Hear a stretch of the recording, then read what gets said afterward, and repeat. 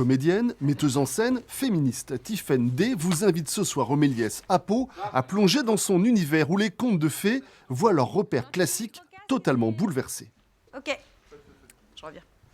Ici, Blanche-Neige, le Chaperon Rouge ou Cendrillon prennent le pouvoir et s'expriment enfin pour ce qu'elles sont, des héroïnes, mais avant tout des femmes. Okay.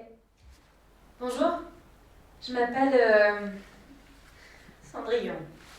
Et mon prince, c'est l'auteur de l'histoire de Cendrillon. C'est avec lui que ma vie s'est noyée dans notre vaisselle. Pendant qu'il tripotait sa barbe bleue, je suis passée du rose Barbie au rose Mappa. L'arnaque, quoi. Je vais aller remettre ces histoires à l'endroit pour donner des pistes de conscientisation sur les droits des femmes, faire comprendre comment fonctionne un système d'oppression, comment ça fonctionne les violences, donner des pistes aussi de soins, d'émancipation, notamment vers les luttes collectives féministes et la sororité, et donc de pouvoir enfin réutiliser ces contes, rendre l'empathie pour ces héroïnes, en faire des héroïnes auxquelles on ait envie de s'identifier parce qu'elles sont valorisantes et valorisées.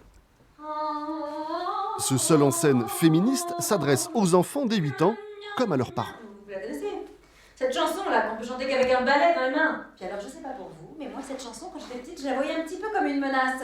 Attention, hein, si tu continues comme ça, un jour ton prince viendra. Oh. Et c'est certain, vous ne percevrez plus jamais les contes comme avant. Histoire d'éviter que l'histoire ne tourne au cauchemar. Si on prend par exemple la pauvre Blanche-Neige qui vient de subir quand même une tentative de meurtre de la part du chasseur et qui arrive dans cette chaumière vide et on se dit bon bah qu'est-ce qu'on ferait à sa place? On chercherait de la bouffe, un couteau, une couverture, quelque chose. Voilà.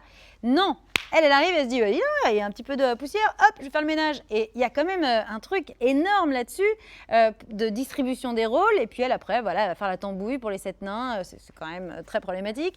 Des contes à rebours à découvrir au Méliès à 20h30. Permettez-moi de vous dire que vous exagérez, parce que si vous pouvez siffler, il est léger, le balai.